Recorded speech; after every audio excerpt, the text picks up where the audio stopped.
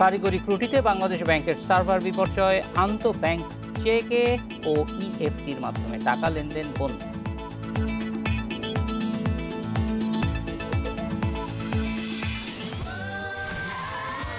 Saudi Extreme. Enjoy smooth speed. স্বাগত সংবাদ সন্ধ্যায়। শুনছিলেন শিরোনাম, এবার বিস্তারিত। দেশের করোনায় মৃত্যু 10,000 ছাড়ালো। একদিনে করোনায় আরও 94 জনের মৃত্যু হয়েছে। এর মধ্যে পুরুষ 64 এবং নারী 30 জন। এ নিয়ে মোট প্রাণহানি হল 10,081 জনের। 24 ঘন্টায় 19,959 নমুনা পরীক্ষায় করোনা শনাক্ত হয়েছে 4,192 জনের। শনাক্তের হার 21%। বৃহস্পতিবার স্বাস্থ্য অধিদপ্তরের বিজ্ঞপ্তিতে জানানো হয়, দেশে মোট করোনা আক্রান্তের সংখ্যা 7,07,362।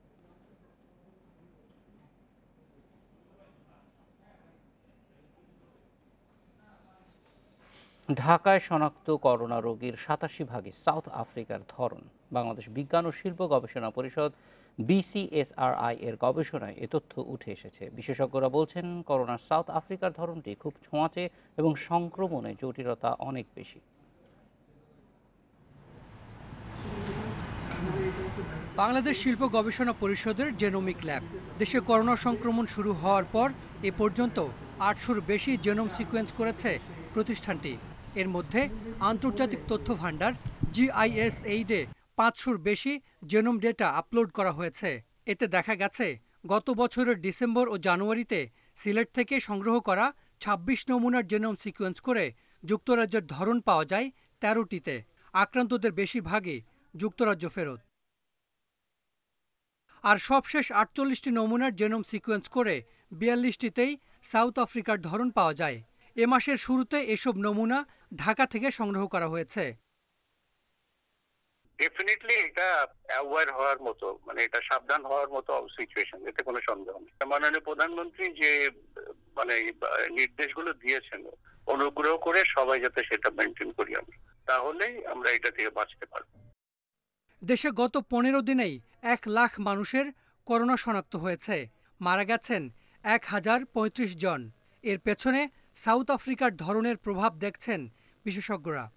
এই ভ্যারিয়েন্ট দিয়ে কিন্তু রিইনফেকশন হয়, এবং এই ভ্যারিয়েন্টের আরেকটা প্রবলেম হচ্ছে যে এটা কিন্তু আমাদের বডির যে ইমিউন সিস্টেম সেটাকে স্কেপ করতে পারে, দ্রুত গতিতে সংক্রমণ ছড়াচ্ছে এবং মানুষ কিন্তু খুব দ্রুত অসুস্থ হয়ে পড়ছে। তারা সিভিয়ার কোভিড ডেভেলপ করছে, হসপিটালে ভর্তি হচ্ছে, এবং সেই একই কারণে যেহেতু বেশি সংক্রমণ হচ্ছে, আমরা কিন্তু মৃত্যু দেখছি বেশি।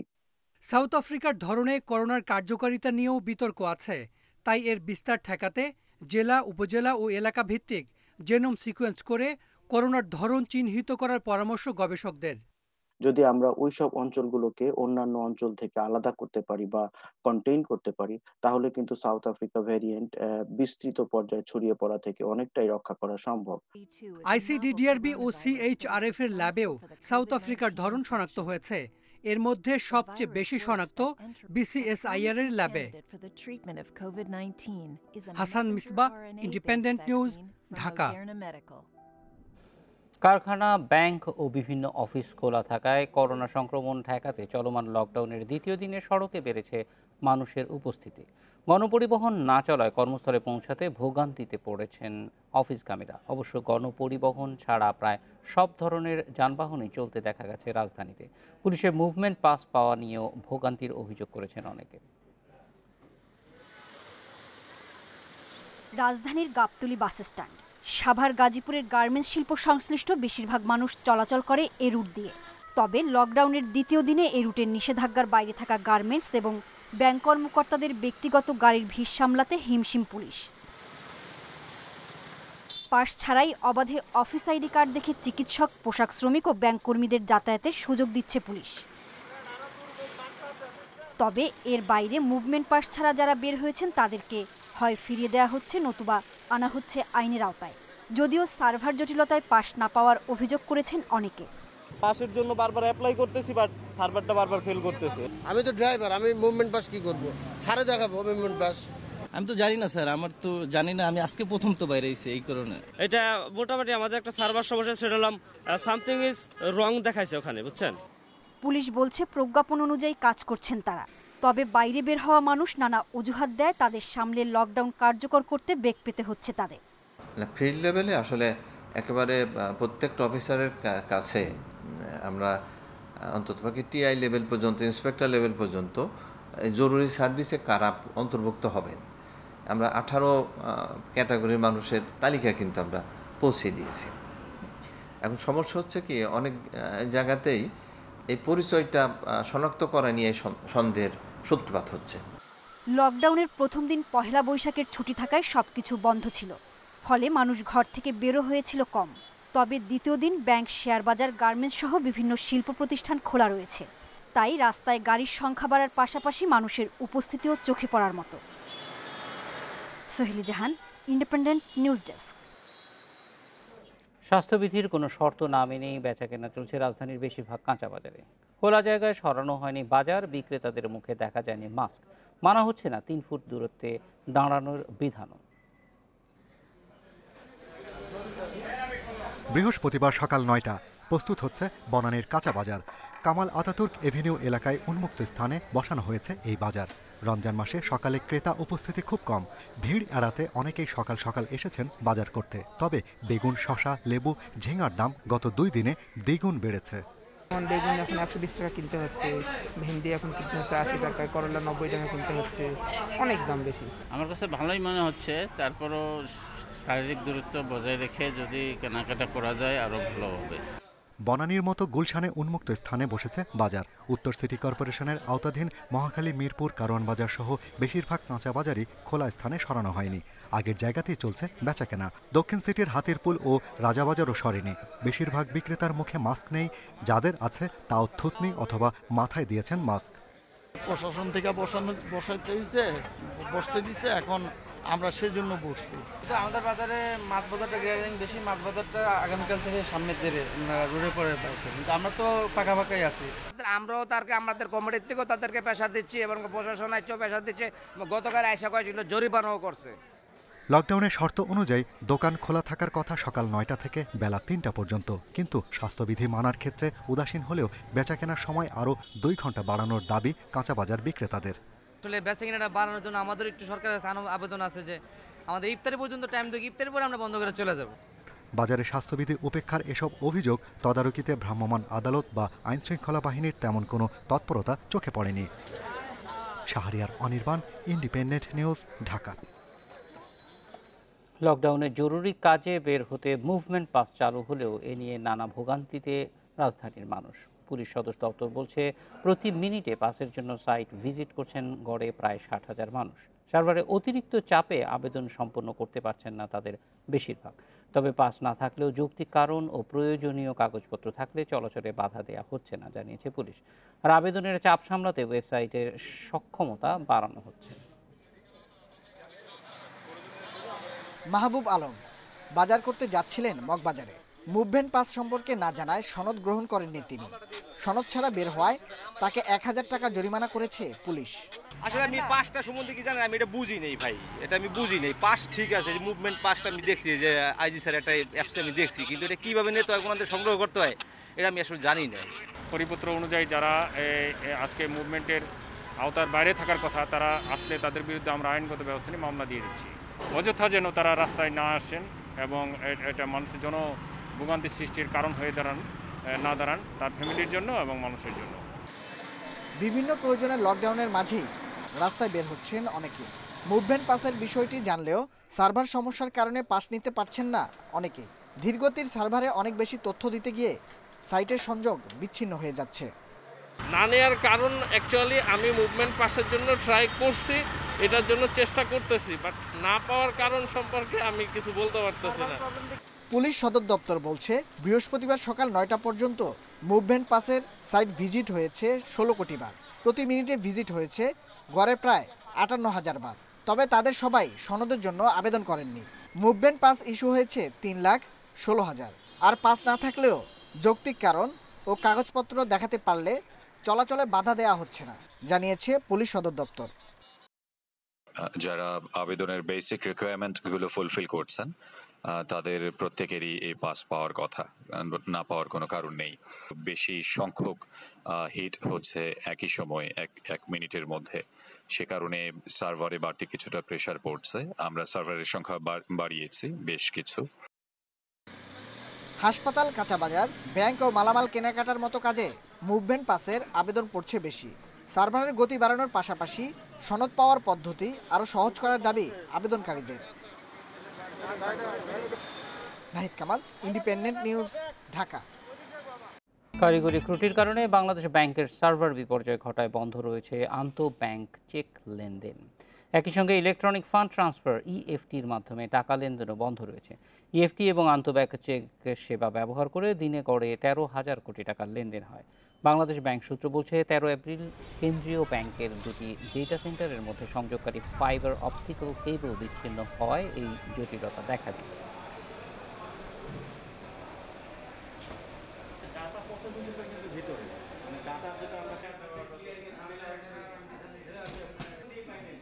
কারণ আমাদের সঙ্গে অন্যান্য ব্যাংকের প্রতিদিনের প্রায় 4,000 কোটি টাকার লেনদেন হয় এবং বিএফটিএনও প্রায় 3 থেকে 400 কোটি টাকার লেনদেন হয় প্রতিদিন করে। তো সেটা আপাতত তো হ্যাম্পার হচ্ছেই। তো বিটিআরসির কিছু কেবল কাটা যাওয়ার কারণে সেটার সাথে এদের লিঙ্ক আপ থাকার কারণে একটু সমস্যা হচ্ছে। পুরো কাজ করছে, আজকের ভিতরে সমাধান হয়ে যাবে। লকডাউনের মধ্যে সীমিত পরিসরে ব্যাংক খোলা থাকলেও গ্রাহক উপস্থিতি ছিল খুবই কম, ফলে ব্যাংকে লেনদেনও হয়েছে কম। কেবল ব্যবসা ও জরুরি প্রয়োজনে গ্রাহকরা ব্যাংকে গেছেন। এদিকে গণপরিবহন বন্ধ থাকায় অফিসে যেতে ভোগান্তিতে পড়েন অনেক ব্যাংক কর্মী। করোনা ভাইরাসের সংক্রমণ রোধে চলছে কঠোর লকডাউন। এর মধ্যে প্রথমে ব্যাংক বন্ধ রাখার ঘোষণা দিলেও পরে সীমিত পরিসরে চলার সিদ্ধান্ত হয়। বৃহস্পতিবার সকাল 10টা থেকে 3 ঘন্টা চলে লেনদেন। কাজে যোগ দিতে বিভিন্ন ব্যাংকের প্রধান কার্যালয়ের কর্মীরা পরিবহন সুবিধা পেলেও দুর্ভোগে পড়েন শাখা পর্যায়ের কর্মীরা। গণপরিবহন না থাকার কারণে হয়তো রিক্সা বা অন্যান্য যাতে পুলিশের বাধার সম্মুখীন হচ্ছে। আসতে একটু ঝামেলা হয়েছে, চেকিং পয়েন্টের ইস্যুতে একটু ঝামেলা ছিল। কর্মকর্তারা জানান, এদিন ব্যবসায়ী ছাড়া সাধারণ গ্রাহকের চাপ ছিল সামান্য, তাই বেশিরভাগ সময় অলস বসে থাকতে হয়েছে। 15-20 জনের মতো আছে কাস্টমার আসছে, কিন্তু লাস্ট 3 দিন আমরা অনেক হিউজ পেমেন্ট দিছি। যারা মূলত প্রতিদিন আমাদের 200-250 ভাউচার হয়, তখন আমরা 600 করে ভাউচার দিছি। উপস্থিতি তো তেমন নাই আজকে, লকডাউনের কারণে কাস্টমার উপস্থিতি খুব কম। আমি মূলত অফিসের কাজে আসছি, অফিসের টাকা জমা দিতে। গার্মেন্টসে তো বেতনের ব্যাপার থাকে, তো সেই জন্য আমরা ইমার্জেন্সি টাকাটা দিয়ে গেলাম। ওইখান থেকে বলছে একটু তাড়াতাড়ি টাকাটা দেওয়ার জন্য। ব্যাংকের পাশাপাশি চালু ছিল শেয়ার বাজারও। ঢাকা ও চট্টগ্রামে সূচক ও লেনদেন দুটোই বেড়েছে। Shariful Islam, independent news, Dhaka. করোনায় আক্রান্ত বিএনপি চেয়ারপারসন খালেদা জিয়ার শারীরিক অবস্থা ভালো বলে জানিয়েছে তার চিকিৎসকরা। এ সপ্তাহে তার সিটি স্ক্যান করা হবে বলেও জানিয়েছেন তারা। বৃহস্পতিবার বিকেলে গুলশানের বাসায় তার শারীরিক অবস্থার পর্যবেক্ষণ করার পর একথা জানান চিকিৎসকরা। জানান, খালেদা জিয়ার করোনা বিষয়ক তেমন কোনো উপসর্গ বা জটিলতা নেই। তাকে হাসপাতালে ভর্তি করা হবে কিনা তা নির্ভর করবে সিটি স্ক্যান রিপোর্টের উপর। বিকেল 4:30টায় খালেদা জিয়াকে দেখতে গুলশানের বাসা ফিরোজায় যান তার চিকিৎসকদের প্রতিনিধি দল। 1 ঘন্টা পর্যবেক্ষণের পর তারা জানান, খালেদা জিয়া ভালো আছেন। এখন তার করোনার 2য় সপ্তাহ চলছে। এই সপ্তাহে তার স্বাস্থ্যের অবস্থা দেখে চিকিৎসার বিষয়ে পরবর্তী সিদ্ধান্ত নেওয়া হবে। কোভিডের যত সাবধানতা, যত জটিলতা, সেগুলো সাধারণত সেকেন্ড উইকে হয়। সেজন্য আমরা আরেকটু কেয়ারফুল হতে চাই। সেজন্য আমরা সিদ্ধান্ত নিয়েছি যে সবগুলো রিপোর্টই হয়েছে, শুধু ওনার সিটি স্ক্যানটা করানো হচ্ছিল না। তো আমরা সিদ্ধান্ত নিয়েছি যে কোনো এক সময় আমরা ওনার সিটি স্ক্যান করিয়ে ফেলব। চিকিৎসকরা জানান, খালেদা জিয়ার চিকিৎসার জন্য সব ধরনের প্রস্তুতি নেওয়া হয়েছে। করোনায় আক্রান্ত হলেও খালেদা জিয়ার মনোবল অটুট রয়েছে।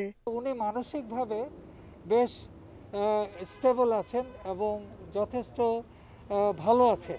যে ওনার ফিজিওথেরাপি চলছে এবং আনুষঙ্গিক যে চিকিৎসাগুলো দরকার সেগুলি সবই চলছে। ম্যাডাম আমাকে একটু আগেও বলেছেন যে আপনি যদি সাংবাদিক ভাইদের কাছে আপনাকে প্রশ্ন করে আপনি বলবেন আমার জন্য, সবাই জন্য দোয়া করে। ৭৬ বছর বয়সী খালেদা জিয়া ডায়াবেটিস, উচ্চ রক্তচাপ, আর্থ্রাইটিস সহ নানা জটিল রোগে ভুগছেন। খালেদা জিয়ার চিকিৎসার জন্য রাজধানীর একটি বেসরকারি হাসপাতালে কেবিন বুকও করা হয়েছে। সেখানে নিবিড় পরিচর্যা কেন্দ্র সহ সব ধরনের সুবিধা রয়েছে। Jahanara Parvin, independent news, Dhaka. Corona চিকিৎসায় সারা দেশে সরকারি হাসপাতালে চিকিৎসা যন্ত্রের তীব্র সংকট দেখা দিয়েছে। চাহিদার তুলনায় স্বাস্থ্য বিভাগের কাছে মজুদ আছে মাত্র 33% যন্ত্রপাতি, ফলে 67% চিকিৎসা যন্ত্রের ঘাটতি নিয়েই করোনা চিকিৎসা চলছে। বিশেষজ্ঞরা বলছেন, এ সংকটের সমাধান না হলে স্বাস্থ্যসেবা মারাত্মকভাবে ব্যাহত হতে পারে। সারা দেশে করোনার দ্বিতীয় ঢেউয়ে তীব্র সংক্রমণ চলছে। পাল্লা দিয়ে বাড়ছে সংকটাপন্ন রোগীর সংখ্যাও। এসব রোগীর চিকিৎসায় প্রয়োজন হচ্ছে বিশেষ ধরনের যন্ত্রপাতি। তবে চাহিদার তুলনায় চিকিৎসা যন্ত্রের দেখা দিয়েছে তীব্র সংকট। স্বাস্থ্য অধিদপ্তরে রাজধানীসহ দেশের ৮ বিভাগ থেকে পাঠানো তালিকায় দেখা গেছে oxygen cylinder, ventilator, high flow nasal cannula, oxygen concentrator, ICU সজ্জার তীব্র সংকট সৃষ্টি হয়েছে। এ 5 ধরনের মোট 28,259টি যন্ত্রের চাহিদাপত্র দেয়া হয়েছে। তবে মঙ্গলবার পর্যন্ত কেন্দ্রীয় ঔষধাগারে এসব যন্ত্রের মজুদ আছে মাত্র 9,291টি, যা প্রয়োজনের তুলনায় মাত্র 33%। স্বাস্থ্য অধিদপ্তর বলছে, প্রয়োজনে দ্রুত এসব যন্ত্র ক্রয় করা হবে। গত সপ্তাহে আমাদের 8টা ডিভিশনের ডাইরেক্টরদের কাছ থেকে এবং মহানগরী যে সমস্ত কোভিড ডেডিকেটেড হাসপাতাল আছে তাদের কাছ থেকে চাহিদা তৈরি করেছি। সিএমইটির যে মজুদ আছে সেই মজুদকে আমরা ইকুয়াল ডিস্ট্রিবিউশন করে যার যতটুকু প্রয়োজন ততটুকু আমরা হয়তো সম্পূর্ণ না পারলে আমরা পার্শিয়ালি পারবো। এমনকি হাসপাতালে কর্মরত চিকিৎসক ও স্বাস্থ্যকর্মীদের পিপিই, মাস্ক এবং করোনা আক্রান্ত রোগীদের চিকিৎসায় রেমডেসিভির ইনজেকশনের চাহিদাও রয়েছে।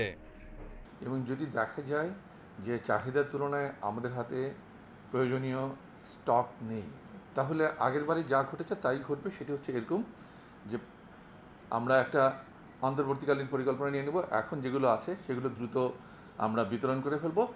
এই বিতরণ প্রক্রিয়ার মধ্যেই নতুন ক্রয়ের বা সংগ্রহের পরিকল্পনা আমরা করে ফেলবো এবং সেটি করে ফেলবো।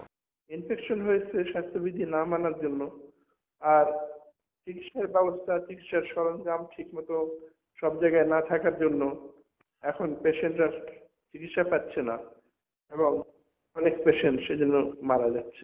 হঠাৎ করে করোনা সংক্রমণ বেড়ে যাওয়ায় মজুদ যন্ত্রপাতির ওপর চাপ বেড়েছে বলে মনে করছে স্বাস্থ্য অধিদপ্তর। Mahmudul Hasan, independent news, Dhaka. লকডাউনের নামে সরকার বিরোধী দল দমনে ক্র্যাকডাউনে নেমেছে বলে অভিযোগ করেছেন বিএনপি মহাসচিব মির্জা ফখরুল ইসলাম আলমগীর। অন্যদিকে আওয়ামী লীগ সাধারণ সম্পাদক পাল্টা অভিযোগ করেন ২৬ মার্চ বিএনপির উস্কানিতে পরিকল্পিত হামলা ও তাণ্ডব চালিয়েছে হেফাজতে ইসলাম। প্রায় 20 জন। লকডাউনের নামে সরকার বিরোধী দল দমনে ক্র্যাকডাউনে নেমেছে বলে অভিযোগ করেছেন মির্জা ফখরুল ইসলাম আলমগীর। বৃহস্পতিবার দুপুরে এক ভার্চুয়াল সংবাদ সম্মেলনে দলের মহাসচিব এই অভিযোগ করেন। তিনি বলেন, লকডাউনকে কেন্দ্র করে সরকার বিএনপি সহ বিরোধী দলের নেতাকর্মীদের গ্রেপ্তার করছে, হয়রানি করছে, মিথ্যা মামলা দিচ্ছে। তারা রাষ্ট্রযন্ত্রকে ব্যবহার করছে এবং বিশেষ করে পুলিশ বাহিনীকে ব্যবহার করে তারা ঢাকা, চট্টগ্রাম, ব্রাহ্মণবাড়িয়া, দেশের বিভিন্ন এলাকায় তারা অসংখ্য মিথ্যা মামলা দিয়ে তারা আমাদের নেতা কর্মীদেরকে আবারও গ্রেফতার করতে শুরু করেছে। এদিকে বিএনপি তাদের ব্যর্থ রাজনীতি ঢাকতে জনগণ ও পুলিশকে প্রতিপক্ষ হিসেবে বেছে নিয়েছে বলে মন্তব্য করেছেন আওয়ামী লীগের সাধারণ সম্পাদক ওবায়দুল কাদের। সকালে সরকারি বাসভবনে নিয়মিত ব্রিফিংকালে এসব মন্তব্য করেন ওবায়দুল কাদের। সরকার নয়, বিএনপি জনগণকে তাদের প্রতিপক্ষ বানিয়ে প্রতিশোধ নিচ্ছে। বিএনপিকে নির্বাচনে ভোট দেয় না বলে তারা সহিংসতা করে জনগণের জানমালের ক্ষতি করছে। ব্যর্থ রাজনীতি ঢাকতে বিএনপি এখন প্রতিপক্ষ হিসেবে জনগণ এবং পুলিশকে বেছে নিয়েছে। তিনি বলেন, এদেশের রাজনীতিতে কে কাকে পৃষ্ঠপোষকতা দিয়ে যাচ্ছে তা জনগণের কাছে এখন দিবালোকের মতো স্পষ্ট। Hasif Mahmud Shah, independent news, Dhaka. যশোরের কেশবপুরে কুড়িয়ে পাওয়া বোমা বিস্ফোরণে এক শিশু নিহত হয়েছে। দুপুরে বাউশালা গ্রামে এ ঘটনা ঘটে। পুলিশ জানায় ওই গ্রামের মিজানুর রহমানের ছেলে আব্দুর রহমান বাড়ির পাশে কুড়িয়ে পায় একটি বোমা।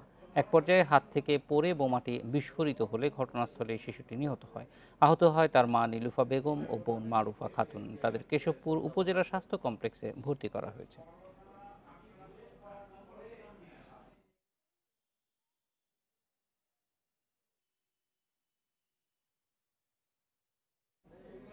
সাবেক আইনমন্ত্রী ও সুপ্রিম কোর্ট বার অ্যাসোসিয়েশনের সভাপতি আব্দুল মতিন খসরুকে পারিবারিক কবরস্থানে দাফন করা হয়েছে। এর আগে সুপ্রিম কোর্ট প্রাঙ্গণ ও কুমিল্লায় জানাজা অনুষ্ঠিত হয়। করোনায় আক্রান্ত হয়ে ঢাকার সিএমএইচ চিকিৎসাধীন অবস্থায় গত বুধবার বিকেলে মারা যান আব্দুল মতিন খসরু। কুমিল্লার ব্রাহ্মণপাড়ার মিরপুর গ্রামে 1950 সালের 12 ফেব্রুয়ারি জন্ম মতিন খসরু। বুড়িচং থানার মুক্তিযোদ্ধা কমান্ডার ছিলেন তিনি। 1978 সালে কুমিল্লা জজ কোর্টে আইন পেশায় যুক্ত হন। 1982 সালে হাইকোর্ট বিভাগে প্র্যাকটিস শুরু করেন। আওয়ামী লীগের সভাপতিমণ্ডলীর সদস্য আব্দুল মতিন খসরু কুমিল্লা 5 আসনে 5 বারের সংসদ সদস্য। 1996 থেকে 2001 মেয়াদে আওয়ামী লীগ সরকারের আমলে তিনি আইনমন্ত্রীর দায়িত্ব পালন করেন।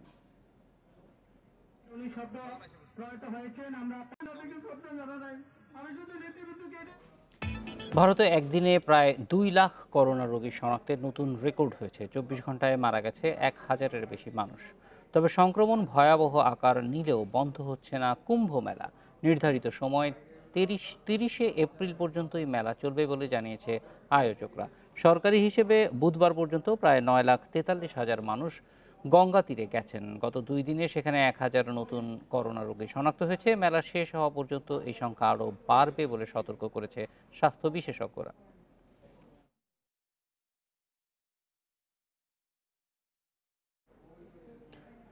শ্রীলঙ্কা সফরে 3 দিনের কোয়ারেন্টাইন পর্ব শেষে প্রথমবার অনুশীলন করেছে বাংলাদেশ দল। বাজে সময় কাটিয়ে কামব্যাকের সুযোগ দেখছেন সাইফ হাসান।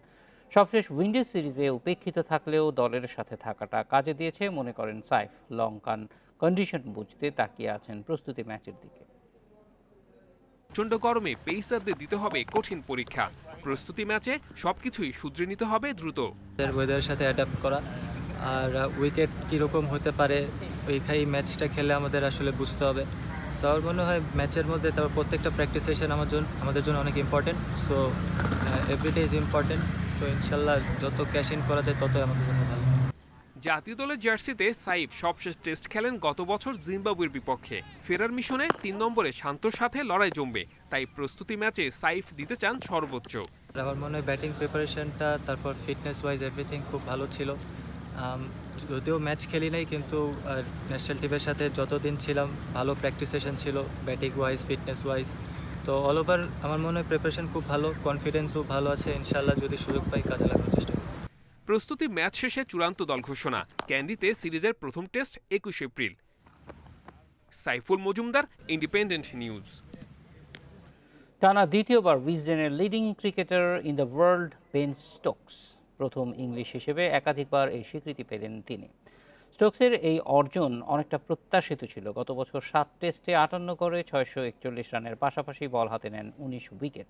এর আগে একাধিকবার লিডিং ক্রিকেটার হয়েছেন বিরাট কোহলি, বীরেন্দর সেহবাগ ও কুমার সাঙ্গাকারা। ক্রিকেটের বাইবেল খ্যাত উইজডেনে এবারের বর্ষসেরা তালিকায় জায়গা পেয়েছেন Jason Holder, Mohammad Rizwan, Darren Stevens, Dominic Sibley ও Jack Crawley.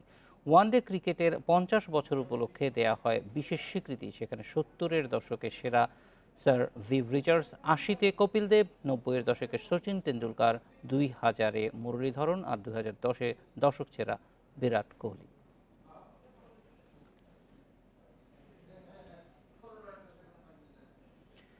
Europa league quarter ফাইনালের দ্বিতীয় লেগে নামছে 2 ইংলিশ জায়ান্ট ম্যানচেস্টার ইউনাইটেড ও আর্সেনাল।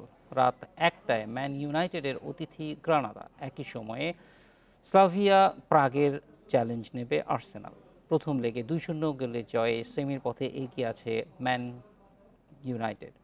ঘরের মাঠেও ছন্দ ধরে রাখতে চায় রেড ডেভিলস। তবে অস্বস্তি আছে সুলশেয়ারের। নিষেধাজ্ঞায় এই ম্যাচে থাকছেন না লুক শ, স্কট ম্যাকমিনে ও হ্যারি ম্যাগুয়ের।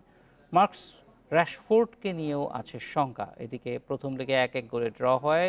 স্লাভিয়া প্রাগের মাঠে দারুণ কিছু করতে হবে আর্সেনালকে। অবামেয়াংকে নিয়ে শঙ্কা থাকলেও তার জন্য ম্যাচের আগে পর্যন্ত অপেক্ষা করতে চান কোচ মিকেল আর্তেতা।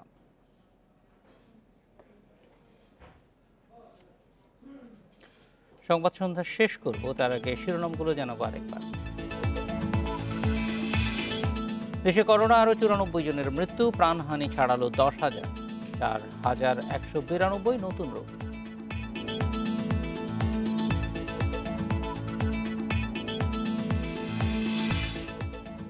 দেশে করোনা রোগীর 87% সাউথ আফ্রিকার ধরন, খুব ছোঁয়াচে ও সংক্রমণ জটিলতা বেশি বলছেন বিশেষজ্ঞরা।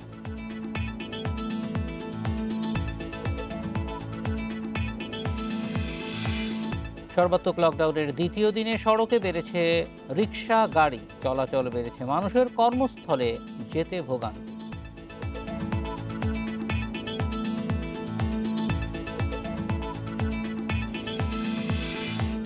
কারিগরি ত্রুটিতে বাংলাদেশ ব্যাংকের সার্ভার বিপর্যয়, আন্তঃব্যাংক চেকে ও ইএফটির মাধ্যমে টাকা লেনদেন বন্ধ।